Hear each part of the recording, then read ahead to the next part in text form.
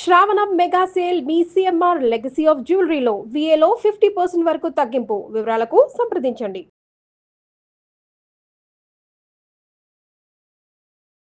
పొద్దున్నే సూర్యుడు ఉదయించక ముందే లేసేవాడు. సరైన వ్యాయామం కూడా ఉండేది. ఇవన్నీ ఉన్నప్పుడు ప్రెగ్నెన్సీస్ ఎందుకు రావు? మస్తు వస్తాయి, మంచిగా వస్తాయి, కావాల్సినన్ని వస్తాయి. అయితే ఇప్పుడున్న పరిస్థితి ఏంటి? 30 దాటితే తప్పితే ప్రెగ్నెన్సీ ఆలోచించట్లేదు. ఇప్పుడున్న లైఫ్ స్టైల్లో చాలా మందికి స్ట్రెస్ ఎక్కువగా ఉంది. వాళ్ళకి కార్టిజాల్ వచ్చి అస్తవ్యస్తంగా అయిపోతున్నాయి హార్మోనల్ ఇంబ్యాలెన్సెస్ తో irregular periods, sperm quality issues, ఇట్లా ఎన్నో రకాల సమస్యలు వస్తున్నాయి. సెక్షువల్ యాక్టివిటీ కూడా డిఫరెంట్ ఏజెస్ లో డిఫరెంట్ టైప్స్ లో ఉంటుంది. Sometimes even a hug will give you the same feeling, sometimes even intimacy will not give you the same feeling. So environment మీద చాలా డిపెండ్ అయి ఉంటుంది. Sex చేస్తే తప్పు లేదు, చూస్తే తప్పు లేదు. పాన్ వీడియోస్ కోతి మూకుంటారే కింద అలడరా అని ఎవరు పట్టినట్టు వాళ్ళు పెడతారు మెసేజ్లు, వాళ్ళకు కూడా అర్థమయ్యేలాగా ఉంటాయి. పీరియడ్స్ టైంలో ఉండేటప్పుడు కూడా నాతో సెక్స్ చేయాలని అడుగుతూ ఉంటుంటారు. If you are not comfortable you should not. అంటే చెప్తే వాళ్ళు కూడా ఎలా తీసుకుంటారు అని మొహమాటం ఉన్నప్పుడు నోరు మూసుకోవాలి. మరి ఈ మాత్రం కూడా communicate చెయ్యలేకపోతే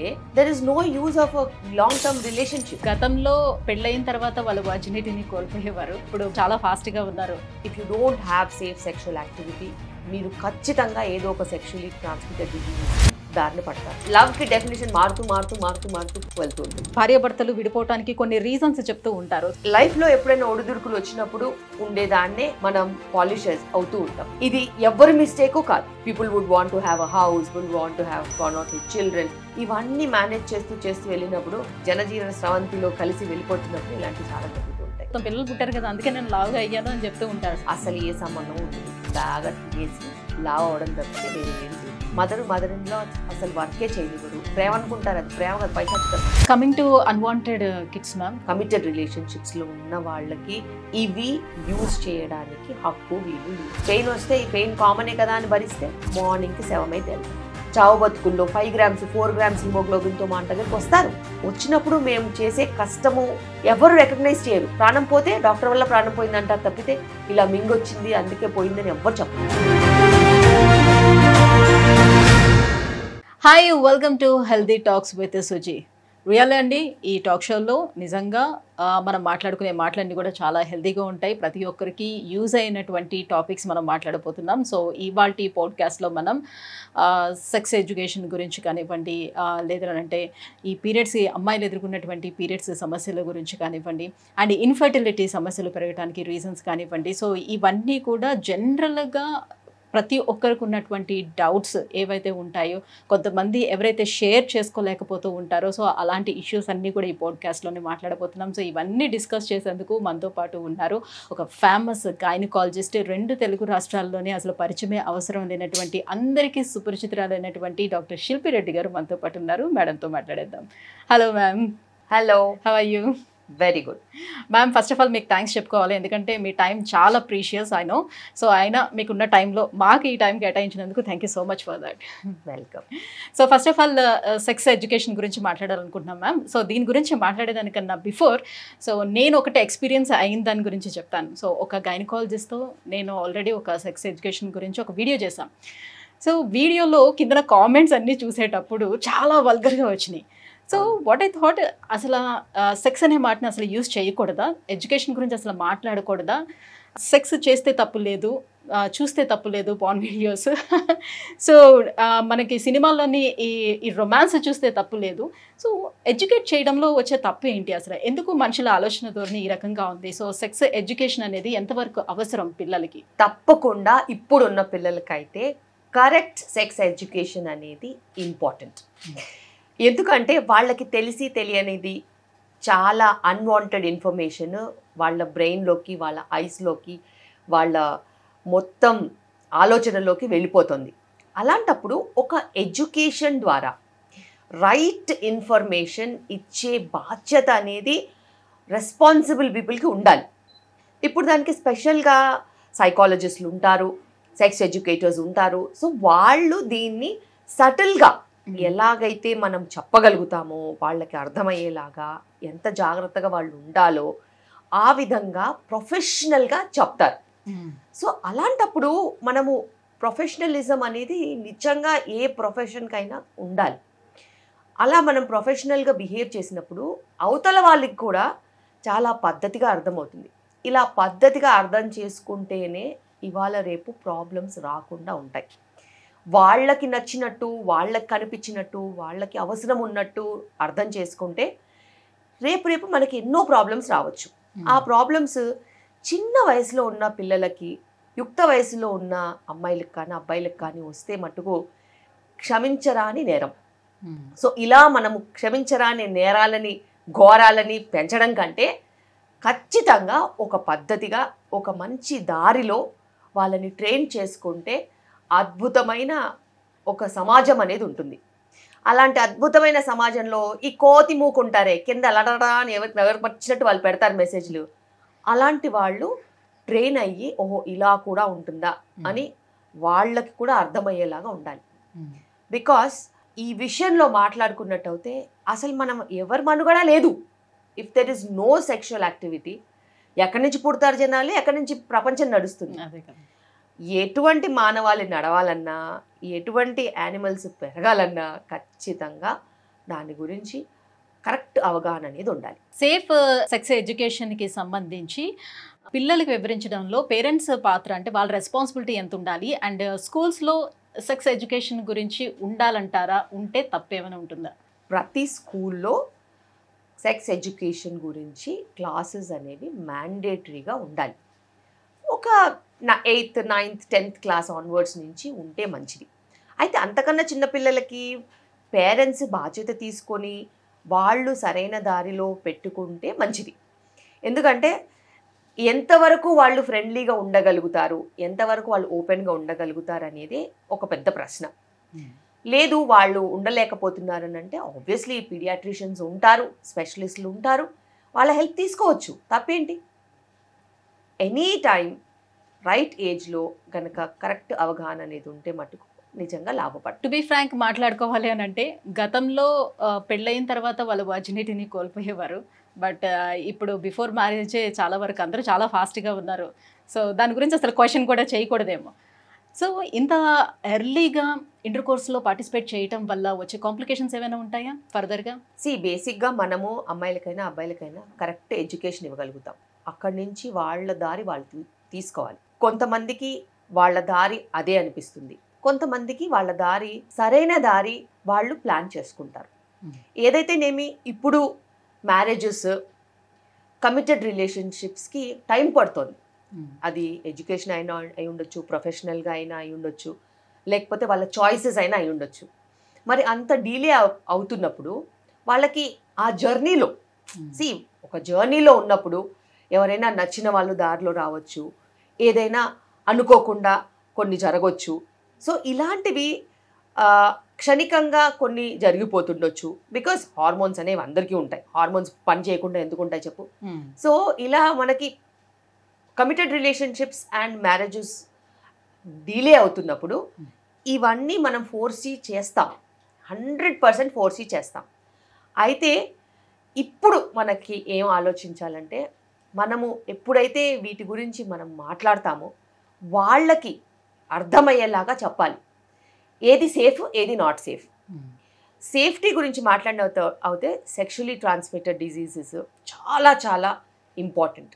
if you don't have safe sexual activity, మీరు ఖచ్చితంగా ఏదో ఒక సెక్షువలీ ట్రాన్స్మిటెడ్ డిజీజెస్కి దారిన పడతారు, which or sometimes treatable, sometimes not treatable, sometimes years పడుతుంది ట్రీట్ అవ్వడానికి, సమ్టైమ్స్ లక్కీగా ఉంటే కొన్ని మెడిసిన్స్తో క్యూర్ అవుతారు. ఇంత అనర్థాలకి ఎందుకు ఎవరు దారి తీసుకోవాలి, వాళ్ళ ప్రాణాన్ని ఎందుకు పణంలో పెట్టాలి? ఏదైనా ఈ ప్రాణం కోసమే చేస్తాం, ఈ ప్రాణం కోసము ఇంత డేంజర్ తీసుకోవాల్సిన అవసరం లేదు. అది ఒకటైతే అన్వాంటెడ్ ప్రెగ్నెన్సీస్, మరి ఇంత అన్వాంటెడ్ ప్రెగ్నెన్సీస్ వచ్చినప్పుడు ఆ జరిగే physical trauma, abortions, pain, bleeding, weakness, blood loss, emotional trauma, అది వాళ్ళు జీవితాంతం క్యారీ చేస్తారు తెలుసా, జీవితాంతం క్యారీ చేస్తారు. సో అది చిన్న విషయం కాదు, బికాస్ వాళ్ళకి అర్థమయ్యేంత డెప్త్ ఉండదు. కానీ ఆ ట్రామాని క్యారీ చేసుకుని ఏళ్ల తరబడి దాని గురించి ఆలోచించుకుంటూ మళ్ళీ పిల్లలు పుట్టకపోతే ఆ బాధని ఎవరికి చెప్పుకోలేక, డాక్టర్ దగ్గర చెప్పుకోలేక, పేరెంట్స్ దగ్గర చెప్పుకోలేక, ఫ్రెండ్స్ దగ్గర చెప్పుకోలేక మింగేసి లోపటిని కుషించిపోయి కుళ్ళిపోయి ఎంతోమంది బాధపడతారు. సింగిల్గా వస్తే ఆ బాధను మాకు చెప్పుకుంటారు. ఎవరన్నా తోడుంటే ఏం చెప్పుకోలేరు. మరి అలాంటి విషయాలు ఎంత తప్పు. సో నువ్వు చేసేది తప్పు అని నీకు తెలిసి నువ్వు చేస్తే అది నీకు వచ్చిన ఎడ్యుకేషన్ ఇచ్చే విజ్డమ్ కాదు. నీకు ఎడ్యుకేషన్ ఇచ్చే విజ్డమ్ నిన్ను నువ్వు కాపాడుకోవడం, నిన్ను నువ్వు సంరక్షించుకోవడం, నిన్ను నువ్వు మంచి సరైన దారిలో తీసుకెళ్ళడం. అది నువ్వు ఎడ్యుకేషన్ ద్వారా నేర్చుకున్నప్పుడు ఇంక నువ్వు ఉండి ఏంటి లాభం ఏంటి, లాభాలు ఇంక మనము చదువు చెప్పాల్సిన అవసరం కూడా లేదు, చదువు చెప్పించాల్సిన అవసరం కూడా లేదు. ఇంత చిన్న కామన్ సెన్స్ విషయాల్లో తప్పటడుగులు వేస్తే ఖచ్చితంగా వాళ్ళకి ముందు ముందు మనుగడకే మనకి ప్రాబ్లమ్స్ వచ్చే అవకాశాలు ఉంటాయి. అంటే అమ్మాయిలు మాట్లాడుకునేటప్పుడు చెప్పుకునే విషయాలు ఉంటాయి కదా కొన్ని. So girl talks. సో దాంట్లో బేసిక్ గా ఓరల్ సెక్స్ గురించి వాళ్ళ పార్ట్నర్స్ ఎక్కువగా ఫోర్స్ చేయడం జరుగుతూ ఉంటుంది. అసలు ఓరల్ సెక్స్ అనేది అసలు చెయ్యొచ్చా, చేస్తే ఎలాంటి కాంప్లికేషన్స్ ఫ్యూచర్ లో మనం ఎదుర్కోవాల్సి ఉంటుందా, సో ఓన్లీ విమెన్ ఎదుర్కొంటుందా లేకపోతే మేల్ కూడా ఇష్యూస్ ఏమైనా ఉంటాయా, అసలు చేయొచ్చా? బేసిక్ గా సెక్షువల్ యాక్టివిటీకి వచ్చేసరికి you have so many choices. అవి ప్లస్ ఉండొచ్చు, మైనస్ ఉండొచ్చు. అయితే పార్ట్నర్స్ ఇద్దరు మాట్లాడుకుని ఇద్దరికి సమ్మతం అయితేనే ఏదైనా సంతోషమైన సామ్రాజ్యమైనా, లేకపోతే గొడవలు విడిపోవడం తప్పితే ఏం మిగలదు. అయితే ఇద్దరు ఒపీనియన్స్ కలిస్తే సుఖంగా వాళ్ళు ఎంజాయ్ చేస్తారు. ఇద్దరు ఒపీనియన్స్ కలవకపోతే అది మనసులోనే పెట్టుకుని బాధపడుతూ దూరాలు పెరిగిపోతాయి. అండ్ సెక్షువల్ యాక్టివిటీకి వచ్చేసరికి చాలామందికి చాలా చాయిసెస్ ఉంటాయి. చాలా అన్యాచురల్ చాయిసెస్ ఉంటాయి, న్యాచురల్ చాయిసెస్ ఉంటాయి. కొంతమందికి అసలు చాలా విపరీతంగా కూడా బిహేవియర్స్ ఉంటాయి. ఏదైనా కూడా normal behaviour is normal behaviour and abnormal behaviours ఉంటే అవతల పార్ట్నర్ ఖచ్చితంగా సమ్మతం చెప్పాలి. అదర్వైజ్ ఇవి లాంగ్ స్టాండింగ్ రిలేషన్షిప్స్కి దారి తీయవు. అండ్ మోస్ట్ లైక్లీ ట్రొమాటిక్ స్ప్లిటప్స్కి, ట్రొమాటిక్ ప్రాబ్లమ్స్కి దారి తీస్తాయి. అండ్ ఎక్స్ప్లోర్ చేయడం వేరు, అది నచ్చినా నచ్చకపోయినా బతకడం వేరు. మరి నీకు అంత చాయిసెస్ నువ్వు యాజ్ అన్ ఇండివిజువల్ ఉన్నప్పుడు నీకు నచ్చితే ఓకే, నచ్చకపోతే you should say no. And sexually transmitted diseases oral సెక్స్తో కూడా వచ్చే ఛాన్సెస్ ఉంటాయి. There are so many people who come with big big ulcers on the mouths and lesions. ఇవన్నీ కూడా వాటితో వచ్చినవి. అండ్ లాంగ్ టర్మ్ రిలేషన్షిప్స్లో there are so many safety aspects that we can be reassured. Single partner long term రిలేషన్షిప్స్లో ఉన్నప్పుడు వాళ్ళ understanding వేరు, వాళ్ళ హెల్త్ సెగ్మెంటే వేరు, వాళ్ళ పర్స్పెక్టివ్సే వేరు. కానీ ఇప్పుడున్న పరిస్థితిలో మనకి అలాంటి సిచ్యువేషన్స్ తక్కువ. బికాస్ పీపుల్ ఆర్ ఎక్స్ప్లోరింగ్లో చాలా ఎక్స్ప్లోర్ చేస్తూనే ఉంటారు. అలాంటప్పుడు ఇందులో సేఫ్టీ అనేది ఉండదు. జాగ్రత్తగా ఉండాల్సిన అవసరం అయితే ఉంది. రైట్, మీరు చెప్పినట్టుగా విపరీతాలు కూడా చాలా ఉంటాయి అని అన్నారు కదా. సో అందులో భాగంగానే కొంతమంది అడుగుతూ ఉంటారు, నా హస్బెండ్ నేను పీరియడ్స్ టైంలో ఉండేటప్పుడు కూడా నాతో సెక్స్ చేయాలని అడుగుతూ ఉంటుంటారు. సో ఈ దీనివల్ల నేను ఏమైనా ఎఫెక్ట్ అవుతానా అని? ఎవరికి ఏ ఎఫెక్ట్ అవ్వరు, బట్ కంఫర్ట్ అనేది కూడా చూసుకోవాలి కదా. See everybody is not having same symptoms. Okay, some people are very comfortable, some people have tremendous pain. So if you are comfortable, you can go ahead. There is nothing to stop you. If you are not comfortable, you should not, because it will increase your pain, agony, stress, and adi oka mental problem ki dari teestadi. Already physical pain ఉన్నప్పుడు నువ్వు దాన్ని emotional గా ఇంకా pressurise చేస్తే you will not be able to enjoy. And nobody is a toy in the other people's hand. Everybody has their own self regulation, self respect and body image particulars. So అవన్నీ ఉన్నప్పుడు you can always communicate. అంటే పూర్వము మన పెద్దవాళ్ళు so ఇట్లా periods వచ్చేటప్పుడు వాళ్ళని separate గా కూర్చోబెట్టేవారు, పని చేయించకపోవడంతో పాటుగా. సో ఇలా సెక్షువల్ గా కూడా ఇంటర్కోర్స్ కూడా ఉండకూడదని. అట్లా దాంట్లో ఏం సైంటిఫిక్ రీజన్ లేదని అంటారు. So basically it is not about scientific reason, it is about understanding a woman's needs, because women used to do lot of work. Okay, lot of work and a lot of house related work. Bigger families, చాలా పెద్ద families ఉండేవి, చాలా మందికి వంట చేయాల్సి వచ్చేది, చాలా పెద్ద పెద్ద డేకిసాల్ లాంటివి ఎత్తాల్సి వచ్చేది, వంట దగ్గర ఇంటి పని, క్యాటిల్, మొత్తం యానిమల్ హస్బెండరీ ఉంటే కూడా ఉమెనే చూసుకునేవాళ్ళు. ఇట్లా ఎన్నో పనులు ఉండేవి. పాలు పితకడం దగ్గర నుంచి ఇల్లు కల్లాపి కానీ ఊడవడం కానీ తుడడం ఇలా చాలా పనులు ఉండేవి. సో అలాంటి వాటికి నీకు కొంచెం రెస్ట్ ఇవ్వడానికి కొన్ని సోషల్ నార్మ్స్ గ్యాదర్ చేశారేమో తప్పితే కానీ, అండ్ అందులో ఒక పార్ట్ ఇది కూడా ఉండొచ్చు, just give her space, recovery, additional stress లేకుండా రిలాక్స్డ్గా ఉండడానికి తప్పితే వేరే ఏ విషయాలు లేవు. So men and women sexual లైఫ్లో ఉమెన్ సాటిస్ఫాక్షన్కి ఎంత ప్రయారిటీ అనేది ఇస్తున్నారు ప్రజెంట్ మెన్స్ అనేది? అది మెన్ తప్పు కాదు, అది ఉమెన్ షుడ్ బి రెస్పాన్సిబుల్. చాలాసార్లు నేను చూశాను, if not 100%, at least 70% women do not communicate. తనకి ఏం కావాలో తను కమ్యూనికేట్ చేయలేదు, చెప్పదు. Whether she is got an orgasm or not, whether she is satisfied or not, or whether she is happy or not, she never speaks. And అంటే చెప్తే వాళ్ళు కూడా ఎట్లా తీసుకుంటారు అనే మొహమాటం ఉన్నప్పుడు నోరు మూసుకోవాలి. మరి ఇంక అందులో ఉనికిడేది? You are an individual, he is an individual. ఇండివిజువల్గా మీరు టుగెదర్గా ఒక రిలేషన్షిప్లో ట్రావెల్ అవుతున్నప్పుడు ఇద్దరికీ ఆ మాట్లాడుకునే స్పేసు, ఓపెన్నెస్, కమ్యూనికేషన్, ట్రాన్స్పరెన్సీ ఉండాలి. నువ్వు నీ ట్రాన్స్పరెన్సీని తొక్కేసుకుని పార్ట్నర్ ఏమనుకుంటాడో అనుకుంటే తప్పు కదా. చాలాసార్లు కమ్యూనికేషనే ప్రాబ్లం.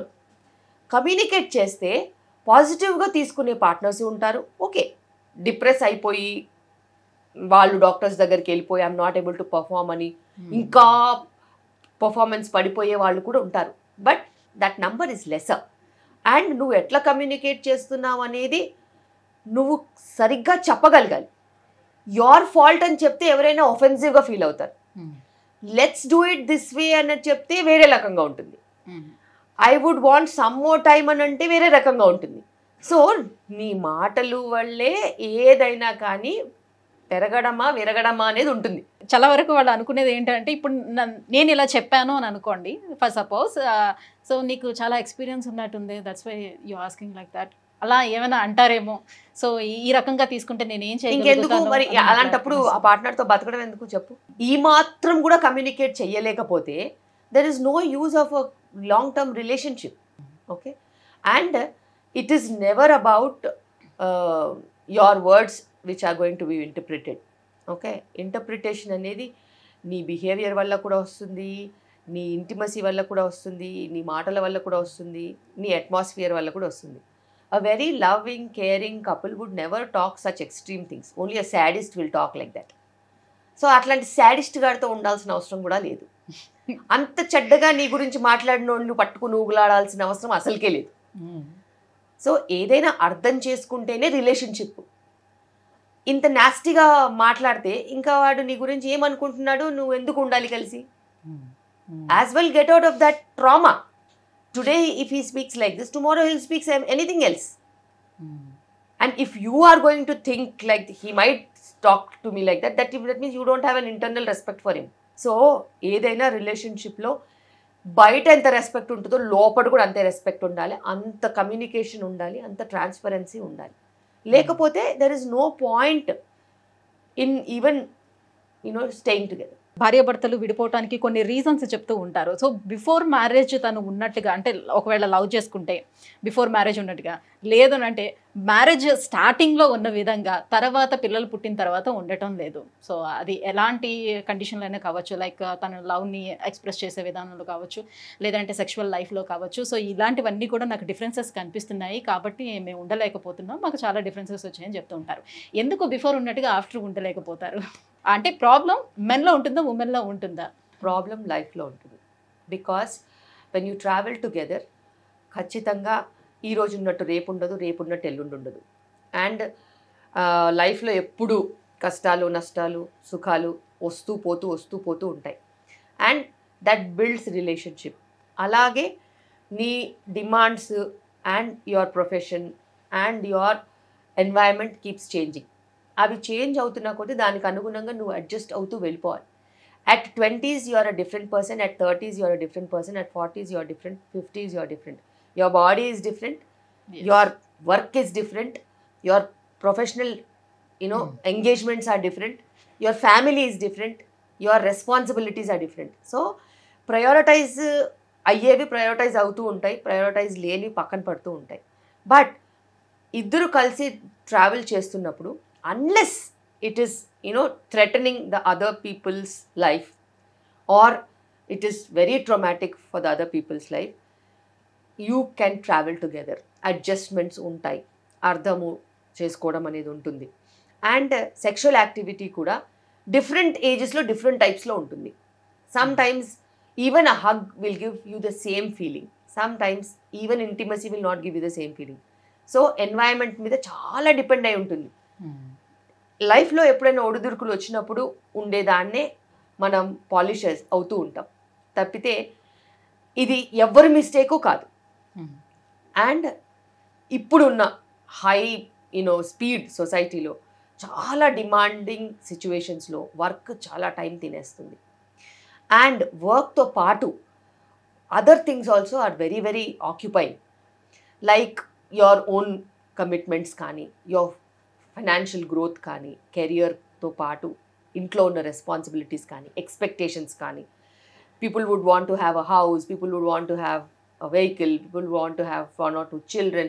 ఇవన్నీ మేనేజ్ చేస్తూ వెళ్ళినప్పుడు ఆ జనజీవన స్రవంతిలో కలిసి వెళ్ళిపోతున్నప్పుడు ఇలాంటివి చాలా జరుగుతూ ఉంటాయి. And it's just a part of life and people keep changing. లవ్కి డెఫినేషన్ మారుతూ వెళ్తూ ఉంటుంది. సో ఇప్పుడు చాలా రిలేషన్షిప్స్ అన్నీ కూడా మ్యాక్సిమం బ్రేక్ అవుతూ అలా వెళ్తున్నటువంటి ఈ రిలేషన్షిప్స్ని చూసి సో చాలామంది ఏంటంటే జస్ట్ లివింగ్ టుగెదర్ రిలేషన్షిప్ వచ్చేద్దాం, మ్యారేజెస్ ఇవన్నీ ఎందుకు, తర్వాత మళ్ళీ డివోర్స్ ఇవన్నీ తలకాయ నొప్పులన్నీ ఎందుకు, సో లివింగ్ టుగెదర్లో ఉందాం అండ్ ఫైనాన్షియల్ ఫ్రీడమ్ కూడా మనకి పోతుంది అండ్ ఆ కంపాటబిలిటీ ఉండదు. సో ఇవన్నీ ఆలోచిస్తూ ఉంటారు. సో కొద్ది రోజులు పోయిన తర్వాత ఈ మ్యారేజ్ అనే వర్డ్ కూడా ఇంకా ఉండదంటారా? అసలు ఇలాంటి రిలేషన్షిప్స్ ఏమైనా ఉంటాయా, లేకపోతే ఈ లివింగ్ టుగెదరే వెళ్తాయంటారా? చూస్తూ ఉంటుంటే ఏమనిపిస్తుంది? ఈ బేసిక్గా కుటుంబ వ్యవస్థ, మ్యారేజెస్ ఇవన్నీ కూడా చాలా చాలా చాలా కోట్ల సంవత్సరాల నుంచి ఉన్నాయి. ఆది మానవులు అప్పుడు కూడా ఉన్నారు, ఇప్పుడు కూడా లోకంలో ఉన్నారు. Who just behave like stray dogs, they can be stray dogs anywhere. అయితే కుటుంబ వ్యవస్థ అనేది చాలా స్ట్రాంగ్, చాలా చాలా స్ట్రాంగ్. అది చాలా కంట్రీస్లో కూడా ఇప్పటికీ నిలబడింది. అండ్ ఒక వ్యవస్థ ఏదైతే మనుగడ ఎప్పటి నుంచో ఉందో దాన్ని ఎవరు బ్రేక్ చేయలేరు. టెంపరీగా ఎవరైనా బ్రేక్ చేయాలని చూసినా కానీ వాళ్ళు త్వరగానే రియలైజ్ అవుతారు, అయ్యో ఇలా మనం చేయలేదని. వాళ్ళు చూపించిన దారిని అబ్బో అనుకునే వాళ్ళే చీ అని తర్వాత అనుకుంటారు. సో బేసిక్గా it's all about society. And society ఎలా వర్క్ చేస్తుంది అనేది ఎప్పుడూ చేంజ్ అవుతూనే ఉంటుంది. ఈ రోజు లాగా రేపు ఇది బెటర్ అంటారా, అది బెటర్ అంటారు? లివింగ్ టుగెదర్ బెటర్ గా ఉంటుందా, లేకపోతే మ్యారేజ్ లైఫే బెటర్ గా ఉంటుందా? ఏది కరెక్ట్ వే? సేఫ్టీ కూడా చూసుకోవాలి కదా. If there is no relationship covering your entire emotional and physical attachments, then what is the security? So చాలామంది అనుకుంటారు ఓకే లివింగ్లో బాగుంటుంది అనేసి. బాగుంటుండొచ్చు ఎప్పటి వరకు, సెక్యూరిటీ అనేది ఎప్పటి వరకు ఉంటుంది? వాళ్ళిద్దరు కలిసినంత వరకు అంతే. ఆ తర్వాత ఇంకొక పార్ట్నర్ దొరికారని ఒకరు వెళ్ళిపోతే వీళ్ళ పరిస్థితి ఏంటి? సో అలా అని మ్యారీడ్ రిలేషన్షిప్స్లో వెళ్ళిపోరని కాదు, బట్ మ్యారీడ్ రిలేషన్షిప్స్లో వెళ్ళిపోయినప్పుడు there is every bit of a legalities that are there to make your secure. Responsibility అనేది ఉంటుంది. There is entire family system that governs you, that protects you. But in just random relationships, avanni undavu. And there will be nobody to share your trauma also. Anybody going through divorce, there will be families supporting them, children supporting them, or something else supporting them to stand by them. At least siblings, at least anybody. But when you are getting apart or having hardships in your other relationships, there will be very few people to support you. And you are not very secure there. Legal ga kuda konni legalities e untai, anni legalities apply avvu. So coming to male masturbation, so హస్తప్రయోగం, so ఇది everyday చేయటం వల్ల వాళ్ళ mental health ఏమైనా దెబ్బతింటుందా? See, it's a absolute normal phenomenon. Masturbation అనేది చాలా చాలా normal. You cannot tell that it is abnormal unless and until people have forgotten the entire world and only doing that. That is not normal. That's abnormal. So నీ దినచర్యలు, నీ profession, నీ work space, నీ workout, నీ family life, నీ education ఇవేవి disturb అవ్వట్లేదు, once in a while you're doing it అంటే there is nothing wrong in it and it is absolutely normal and your hormones guide you and it is okay. But when you stop the entire world and you are just after it and you are doing it more than often, more than required, stopping your work or stopping your communication skills or not engaging with people around and the social life anta potundi ani ante, then that's not normal. You need help and you have professional people to help you. So ఇంతకు ముందు అయితే మనకి కరెక్ట్గా ఒక age అనేది చూసి ఒక 18 years తర్వాత లేకపోతే 21 years తర్వాత ఎడ్యుకేషన్ అయిపోయిన వెంటనే మనకి మ్యారేజెస్ అనేది చేసేవాళ్ళు. సో పిల్లల్ని కూడా ఇమీడియట్గా ప్లాన్ చేసుకుని ఈ ప్రొసీజర్ ఉండేది. బట్ నవేడేస్ అందరూ కూడా కెరియర్ వైజ్గా వెళ్తున్నారు, ఆ ఓరియంటెడ్గా వెళ్తున్నారు కాబట్టి సో వాళ్ళంతా ఒక 35 అట్లా, అమ్మాయిలు కూడా అలానే ప్లాన్ చేసుకుంటూ వస్తున్నారు 30-35 అన్నప్పుడు.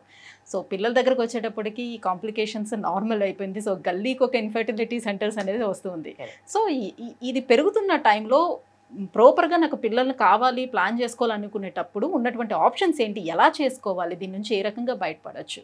కుటుంబ వ్యవస్థ ఎప్పుడైనా కూడా చాలా పటిష్టంగా ఉండింది. So early marriages always better. Teenage marriages కాదు, ఎర్లీ మ్యారేజెస్ అంటే ద రైట్ ఏజ్ మ్యారేజెస్ చాలా బెటర్. దాని మీద ఒక మొత్తం దేశ భవిష్యత్తు ఉంటుంది. ఇప్పుడు మనం ఇంత స్ట్రాంగ్గా ఎందుకున్నాము యాజ్ అన్ ఎకానమీ? అన్ని other economies are dying economies అని ఎందుకు అంటున్నారు? Because we have young population. అంటే ఈ దేశాన్ని, ఈ వ్యవస్థని మన లాస్ట్ జనరేషన్ కాపాడారు. వాళ్ళందరూ టైంకి పెళ్ళిళ్ళు చేసుకుని 2-3 పిల్లల్ని కానీ ఇప్పుడు ఈ దేశానికి యంగ్ పాపులేషన్ ఇచ్చారు. మనం నంబర్ 1కి వెళ్ళే ఆస్కారం అనేది ఇచ్చారు. యూరోప్ చూసారా, చచ్చిపోయింది. అక్కడ ఉండడానికి జనాలు లేక ఊర్లలో నుంచి, ఇండియా నుంచో ఎక్కడి నుంచో వెతుక్కుంటున్నారు జనాలు, వచ్చి ఉండండి మేము డబ్బులు ఇస్తాం. సో అలాంటి ఒక వ్యవస్థకి వెళ్ళిపోవాలంటే ఈధర్ కుటుంబ వ్యవస్థ అన్నా చచ్చిపోవాలి, లేకపోతే డీలేడ్గా మ్యారేజెస్, డీలేడ్గా పిల్లలన్నా కనాలి. కనేది కూడా ఒక్కళ్ళనే కంటున్నారు. అలాంటప్పుడు ఒక 10-15 ఏళ్లలో మనం ఎక్కడ ఉంటాము? మనం ఎక్కడ ఉండం, మళ్ళీ యూరోప్లో తయారవుతాం. సో ఇది నెక్స్ట్ ఉండే డేంజర్. చాలా పాపులేషన్ సర్వేస్, ఫర్టిలిటీ సర్వేస్, ఇట్లా కొన్ని 100 సర్వేస్ ఏం చెప్తున్నాయంటే మనము we have gone below the mark of normal fertility. Normal fertility అంటే ఏంటి? 2.2 దాని మార్క్. అంటే 2 పెళ్ళి చేసుకుంటే వాళ్ళకి 2 పిల్లలు. ఓకే, సో యావరేజ్గా 2.2 ఫర్టిలిటీ నంబర్. ఇప్పుడున్న పరిస్థితిలో అది 1.5 కంటే కూడా దిగువలో ఉంది. ఎందుకు వచ్చింది ఆ పరిస్థితి? Because of okay, 1 is late marriages, 1 is deciding late to have children, 3rd is fertility problems, 4th is getting pregnant difficult, having miscarriages, obstetric problems రావడము. దాని తర్వాత another reason is పిల్లలు పుట్టాక కూడా వాళ్ళు చిన్న వయసులోనే చనిపోవడం. ఏది డెంగ్యూ అయినా అయ్యుండొచ్చు, మొన్న కోవిడ్కి చనిపోయినట్టు, ఎన్నో రీజన్స్ అయ్యుండొచ్చు. సో బర్త్ రేటు తగ్గుతుంది. ఎంత హెల్త్ ఇన్ఫ్రాస్ట్రక్చర్ ఉన్నా కూడా ఏదో ఒక పాండమిక్, ఎపిడమిక్ లాంటివి వచ్చి పిల్లల భవిష్యత్తుతో లాక్కుంటున్నాయి. సో ఇలా ఉన్నప్పుడు ఇంకా మనము లేట్గా మ్యారేజెస్ చేసుకున్నట్టు అయితే రీప్రొడక్టివ్ ఫంక్షన్కి స్కోప్ లేకుండా పోతుంది. Because there is pollution, there is so much of plastics that are microplastics. మనం వాడే సామాన్లో ఉన్న microplastics working on our fertility, air pollution, water pollution, your food లో ఉన్న pesticides, chemicals, additives, preservatives, colors, ఇలా ఎన్నో they are acting on our fertility. ఇంత male fertility problems, female fertility ప్రాబ్లమ్స్కి వెళ్ళిపోయి తర్వాత పిల్లలు కావాలంటే కష్టపడడం కంటే ఒక సరైన ఏజ్లో మ్యారేజ్ చేసుకుని prioritise child to career or career partially child to an extent. So ఇదేదో బ్యాలెన్స్ చేయాలి. దీన్ని వదలొద్దు, దానికి దీన్ని వదలొద్దు. బ్యాలెన్స్ చేస్తేనే అది నీ ఎడ్యుకేషన్ నీకు ఇచ్చే విజ్డమ్. కరెక్ట్ కదా? ఇప్పుడు చదువుకోని వాళ్ళు తప్పులు చేసి చదువుకున్న వాళ్ళు కూడా తప్పులు చేస్తే దాన్ని పాలిష్డ్ తప్పులన్నా తప్పే కదా. సో నువ్వు చదువుకున్నప్పుడు నీ చదువు నీకు ఏం నేర్పించాలి? అట్లీస్ట్ కుటుంబ వ్యవస్థని కాలరాయొద్దన్నా నేర్పించదు కదా. సో అది నీకు నేర్పించదు చదువు. నీ చదువు నీకేం నేర్పిస్తుంది? నువ్వు మంచిగా ఆలోచించి నీకు నువ్వు ఏమవ్వాలో ఒక మంచి సంకల్పం తీసుకుని దాన్ని నెరవేర్చుకోవాలని చెప్తుంది. అందులో నీకు కుటుంబం లేదు, పెళ్ళిళ్ళు లేవు, పిల్లలు లేరు అని అంటే అది నీ ఇష్టం. తర్వాత ఎప్పుడైనా ఓన్లీ నాకు ఇప్పుడు పిల్లలు కావాలి 45 ఏళ్ళ కంటే కుదరదు. డోనర్ ఎగ్ డోనర్ స్పర్మే చెప్తారు మరి ఫర్టిలిటీ వాళ్ళు. ఫీమేల్లో ఎగ్ క్వాలిటీ తగ్గిపోవడం కానీ మేల్లోని స్పర్మ్ క్వాలిటీ తగ్గిపోవడానికి కానీ కేవలం ఏజ్ ఫ్యాక్టర్ అనేది రోల్ ప్లే చేస్తుందా, లేదంటే మనం తీసుకున్నటువంటి ఫుడ్ కూడా ఉందంటారా? లైఫ్ స్టైల్, మొత్తం లైఫ్ స్టైలే దానికి ఒక రీజన్ కింద మారింది. ఏజ్, ఎస్ ఏజ్ చాలా చాలా ఇంపార్టెంట్. 30+ వాళ్ళకి క్వాలిటీ తగ్గుతుంది, 35+ వాళ్ళకి బ్యాడ్ క్వాలిటీ ఉండే ఛాన్సెస్ చాలా హై ఉంటాయి. 40 తర్వాత ఆల్మోస్ట్ 80% ఆఫ్ ద టైం చాలా బ్యాడ్ క్వాలిటీ వస్తుంది ఎగ్స్ వరకు. స్పర్మ్ అంటారా, స్పర్మ్ కూడా ఏజ్కి కొంచెం రిలేషన్ ఉంటుంది, కానీ లైఫ్ స్టైల్కి మటుకు చాలా రిలేషన్షిప్ ఉంటుంది. Example alcohol, smoking, substance abuse, ఇవన్నీ కూడా ఎగ్ క్వాలిటీ, స్పర్మ్ క్వాలిటీని దెబ్బతీస్తాయి. వీటితో పాటు మనం యూస్ చేసే మైక్రో ప్లాస్టిక్స్, చాలా క్యాజువల్గా మనము వాటర్ బాటిల్స్లో నీళ్ళు తాగేసేసి పడేస్తూ ఉంటాము. ఆ ప్లాస్టిక్స్ కూడా లీచ్ అయిపోయి ఆ వాటర్లో ఉండి ఫర్టిలిటీ తగ్గిస్తున్నాయి. ఇలాగే మనం చెప్పుకుంటూ పోతే తినే ఆహారంలో కూడా చాలా పెస్టిసైడ్స్, కెమికల్స్, యాడిటివ్స్ కూడా ఉన్నాయి. ఇవన్నీ కూడా దాన్ని ఎక్కువగా ఇన్ఫ్లుయెన్స్ చేస్తున్నాయి. వీటితో పాటు మనము కోరి తెచ్చుకున్న కష్టాలు అంటాం కదా, ఎక్కువ టైం వర్క్ చేయడము, నైట్ అంతా కూర్చొని టీవీలు చూడడము, లేకపోతే సోషల్ మీడియా చూడడము, లేకపోతే నెట్ఫ్లిక్స్లు, అమెజాన్లు రన్ లాగా ఒక కంటిన్యూస్ సిరీస్ మొత్తం నైట్ అంతా చూడడము, నిద్ర సరిగ్గా లేకపోవడము, స్ట్రెస్ తీసుకోవడము జాబ్లో, ఇవన్నీ కూడా ఫర్టిలిటీని ప్రతి యాంగిల్, ప్రతి కార్నర్ నుంచి ఇన్ఫ్లుయెన్స్ చేస్తున్నాయి. అండ్ ఇది ఓన్లీ ఆడవాళ్ళకి మగవాళ్ళకని కాకుండా ఇద్దరికి ఇవే ప్రాబ్లమ్స్ కామన్గా హిట్ చేయడం మూలాన చాలా ప్రాబ్లమ్స్ వస్తున్నాయి ప్రెగ్నెన్సీస్. సో గతంలో మనం చూసుకుంటే చాలా న్యాచురల్ ప్రెగ్నెన్సీసే ఎక్కువగా ఉండేవి, న్యాచురల్గా ప్రెగ్నెంట్ అయ్యేవారు. ప్రెగ్నెన్సీ వచ్చిన తర్వాత కూడా వాళ్ళు చక్కగా ఎలాంటి మెడిసిన్స్ లైక్ అలాంటివి ఏమి యూస్ చేయకుండానే వాళ్ళ పనులు వాళ్ళు చక్కగా చేసుకునేవారు. డెలివరీ కూడా న్యాచురల్గా అయ్యేది. బట్ వెరాజ్ ఇప్పుడు వచ్చేటప్పటికల్లా అసలు కన్సీవ్ అయ్యారని తెలిసిన దగ్గర నుంచి మెడిసిన్స్ అనేది స్టార్ట్ అయిపోతుంది డెలివరీ వరకు. ఎందుకు ఇట్లా? ఎందుకంటే స్టార్టింగ్ మీరు అన్నట్టు యంగ్ పాపులేషన్ ఉండేది. యంగ్ పాపులేషన్కి ఎటువంటి హెల్త్ ప్రాబ్లమ్స్ ఉండే ఛాన్సెస్ ఉండవు. లైక్ బీపీ అయినా, షుగర్ అయినా, స్థూలకాయ సమస్యలైనా ఏవి ఉండవు వాళ్ళకి. 18-20 ఇయర్స్ 40 kgs ఉండేవాళ్ళ అమ్మాయిలు అయితే.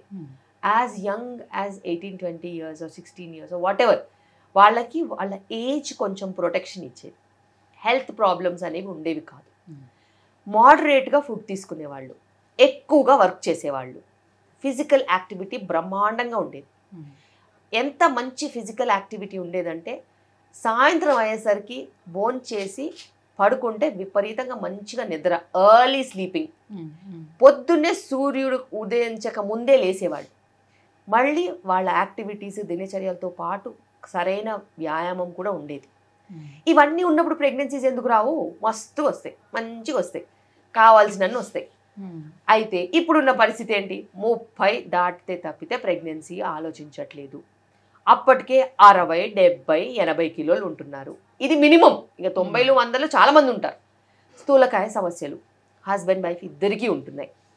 దీంతో పాటు సబ్స్టెన్స్ అబ్యూస్ విపరీతంగా పెరిగింది, కాలుష్యం చాలా పెరిగిపోయింది. వీటన్నిటితో పాటు రాత్రి నిద్రలు ఉండవు. సో బాడీ అనేది నీ రిపేర్ ఫ్యాక్టర్ని చూసుకున్నట్టయితే హార్ట్కి శ్రద్ధ పెడుతుందా, లివర్కి శ్రద్ధ పెడుతుందా, కిడ్నీస్కి శ్రద్ధ పెడుతుందా, బ్రెయిన్కి శ్రద్ధ పెడుతుందా, ఇవన్నీ పక్కన పడేసి రీప్రొడక్షన్కి సంధిస్తుందా? ఇవ్వదు. So reproduction is the last. Body అంతా మంచిగా ఉంటే ఫస్ట్ వచ్చేది ప్రెగ్నెన్సీ. సో రీప్రొడక్షన్కి మనము మంచి దారి ఇవ్వాలి అంటే నువ్వు ఆరోగ్యంగా ఉండాలి. నువ్వు ఆరోగ్యమే లేకపోతే రీప్రొడక్షన్ ఎక్కడి నుంచి వస్తుంది? దానికి అసలు స్కోపే ఇవ్వదు బాడీ.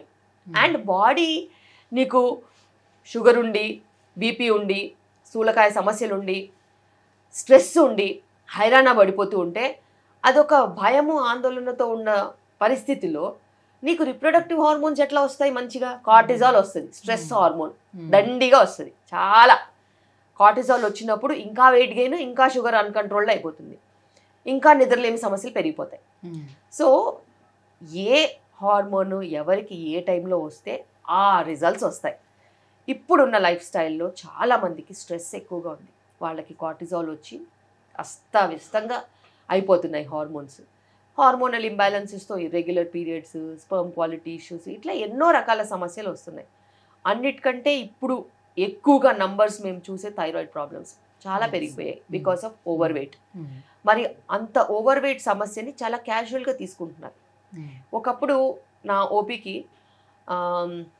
10-15 years బ్యాక్, ఎప్పుడో కాదు 10-15 years బ్యాక్, ఓపీడీలో ఒక 100 members నేను ఓపీడీ చూశాను అనుకో, ఒక 2-3-4 ఉమెన్ కొంచెం వెయిట్ ఎక్కువ ఉన్న వాళ్ళు వచ్చేవాళ్ళు, మిగతా వాళ్ళందరూ నార్మల్ బిలో నార్మలే వచ్చేవాళ్ళు.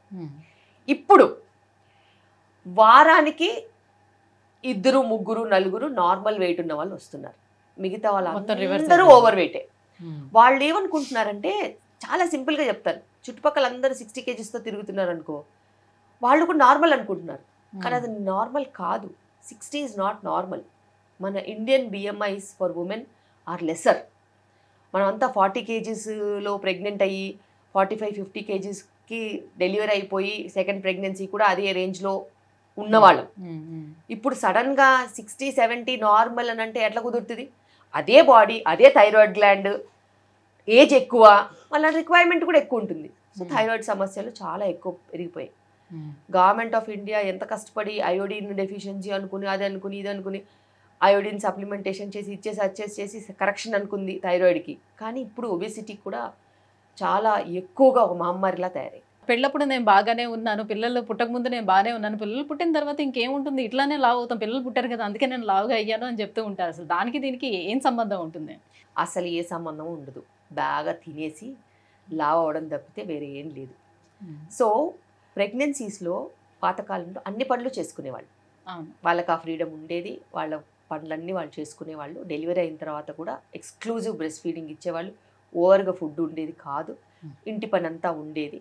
వాళ్ళు నార్మల్ వెయిట్కి సులువుగా వచ్చేసేవాళ్ళు, 1-2 years బ్రెస్ట్ ఫీడింగ్ ఇచ్చి సులువుగా వచ్చేవాళ్ళు. ఇప్పుడు చూడండి, ఆల్రెడీ ఓవర్ వెయిట్తో ప్రెగ్నెంట్ అవుతున్నారు, ప్రెగ్నెన్సీలో చాలా వర్క్ తగ్గించేస్తారు, మదర్-ఇన్-లా అసలు వర్కే చేయనివ్వరు, దానికి తోడు ఓవర్గా ఫుడ్ పెట్టేస్తారు. ప్రేమ అనుకుంటారు, అది ప్రేమ కాదు, పైశాచికత్వం. దాంతో చాలా రకాల ప్రాబ్లమ్స్ వస్తున్నాయి. షుగర్ ఉందమ్మా అని అంటే జ్యూస్ తాగొచ్చా అంటారు. దీనికి దానికి అసలు ఏమైనా లింక్ ఉందా? అసలు విపరీతంగా అడుగుతారు. బేబీ పెంచితే బేబీ 10 ఏళ్ళకే డయాబెటిక్ అవుతుంది, అలాంటి బేబీస్నే పెంచుతున్నారు వీళ్ళు. సో డెలివరీ అయిన తర్వాత కూడా బ్రెస్ట్ ఫీడింగ్ ఎవరైనా ఇస్తున్నారా? అదొక భారం కింద ఫీల్ అవుతున్నారు, ఎందుకంటే వాళ్ళకి కంఫర్ట్ లేదు. వాళ్ళు ఇవ్వాలనుకున్నా కూడా ఇంట్లో వాళ్ళందరూ బేబీని ఎత్తుకుని తిరుగుతారు. సో ఈమెకి ఆ స్కిన్ టు స్కిన్ కాంటాక్ట్ ఏది, ప్రైవసీ టైం ఏది? మదర్ అటు సోషల్ మీడియాకి టైం ఇవ్వాలి, అటు వర్క్ ఏమన్నా ఉంటే చూసుకోవాలి, అటు బేబీని చూసుకోవాలంటే టైం అంతా స్ప్లిట్ అయిపోవట్లా. సో దాంతో పాటు కొంచెం బ్రెస్ట్ ఫీడింగ్ మీద అవేర్నెస్ ఎంత పెంచినా కూడా బ్రెస్ట్ ఫీడింగ్ అనేది స్లోగా తగ్గిపోయింది. ఇంతకుముందు 2 సంవత్సరాలు 2.5 సంవత్సరాలు కూడా బ్రెస్ట్ ఫీడింగ్ ఇచ్చేవాళ్ళు. ఇప్పుడు అది 6 months వరకు ఎక్స్క్లూజివ్ బ్రెస్ట్ ఫీడింగ్ తీసుకెళ్లాలంటే కూడా చాలాసార్లు కష్టం అవుతుంది. సో ఆ కష్టానికి కూడా వీళ్ళు తెలుసుకోకుండానే, వీళ్ళకి అది ప్రాబ్లం అని తెలియకుండానే వాళ్ళు అలా అయిపోతున్నారు, ఇవ్వలేకపోతున్నారు. Because it's a consistent responsibility. అంత కన్సిస్టెంట్గా ఏ రెస్పాన్సిబిలిటీ వాళ్ళు తీసుకున్నది లేదు.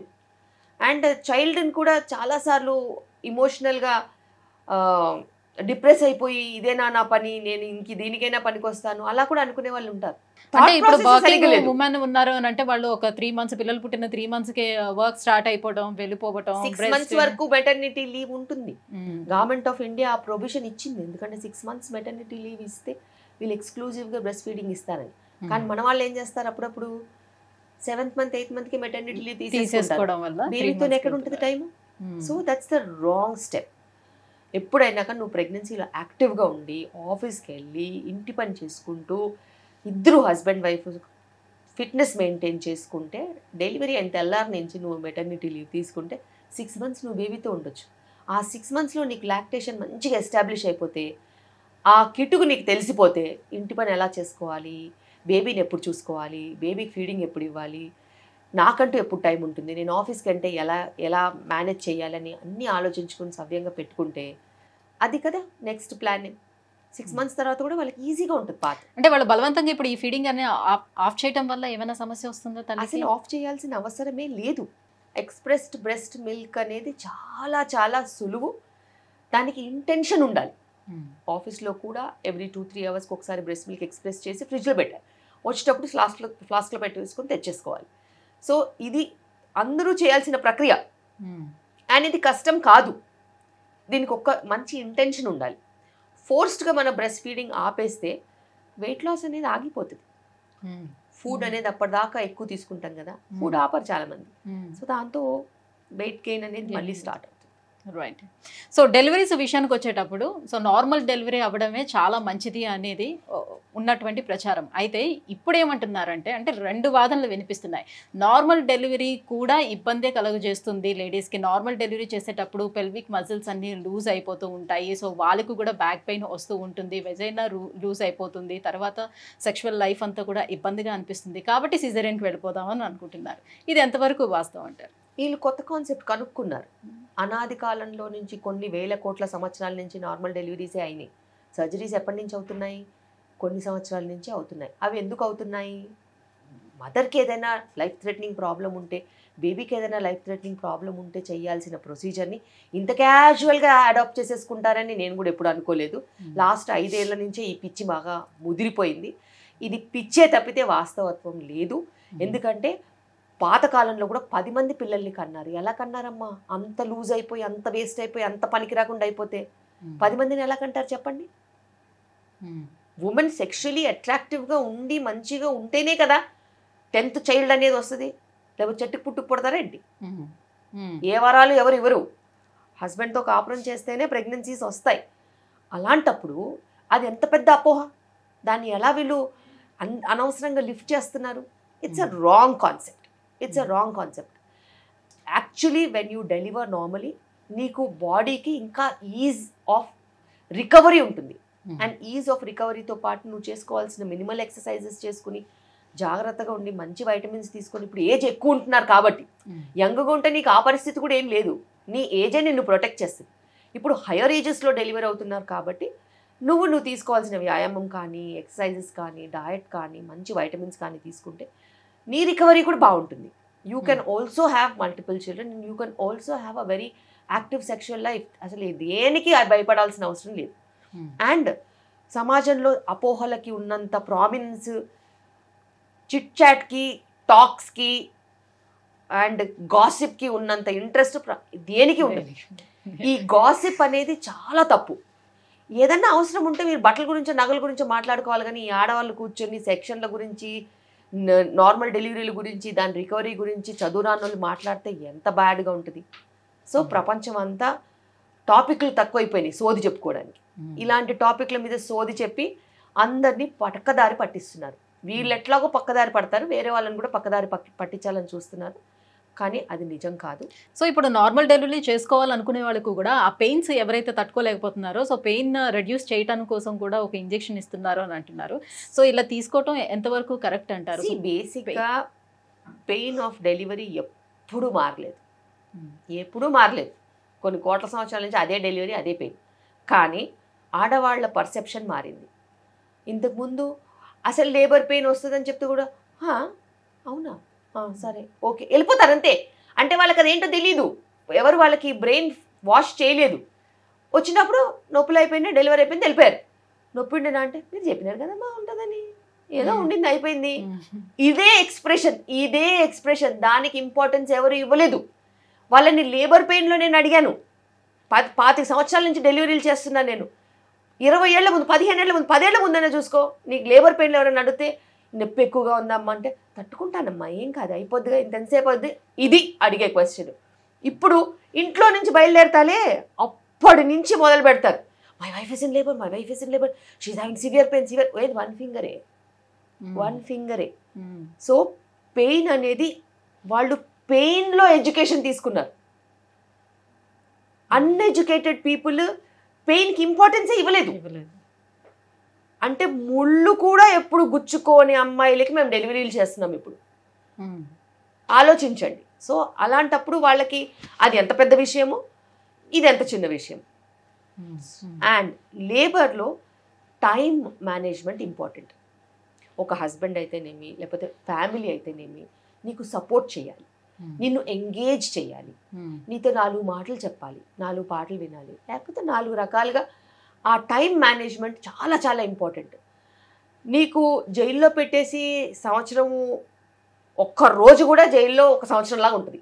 సేమ్ అలాంటి బిహేవ్ చేస్తే నీకు పెయిన్ ఎక్కువనే అనిపిస్తుంది. కానీ ఒక్క రోజు మొత్తం నువ్వు కూర్చొని భజన చేయండి, అసలు టైం తెలుస్తుందా?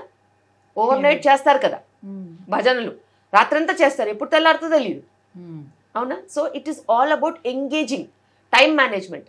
ఆ టైం మేనేజ్మెంట్కి సరైన సపోర్ట్ ఉంటే ప్రతి ఉమెన్ డెలివరీ అయ్యే ఛాన్స్ ఉంటుంది, నార్మల్ డెలివరీ అయ్యే ఛాన్స్ ఉంటుంది.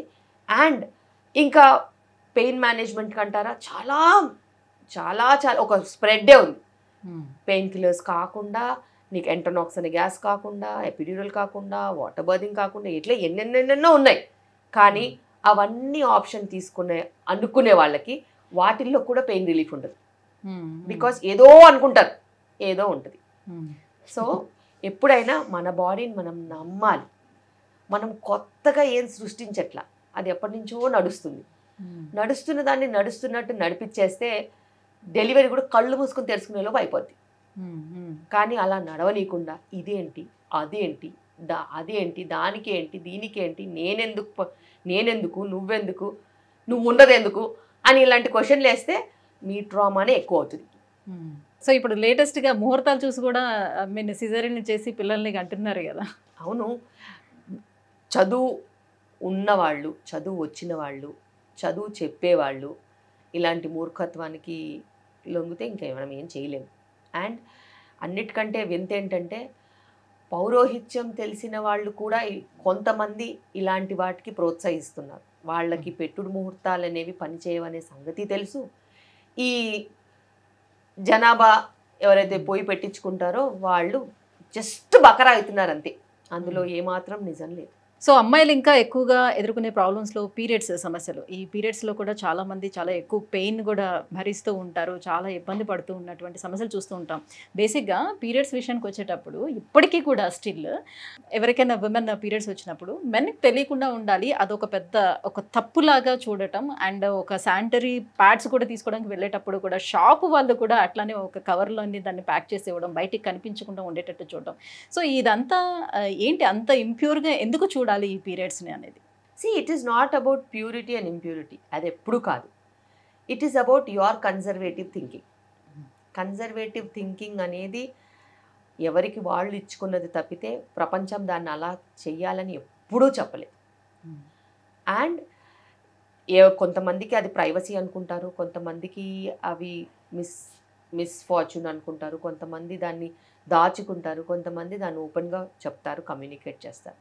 What ever said and done, that's only a personal approach తప్పితే అది మనము అందరికీ చెప్పలేము.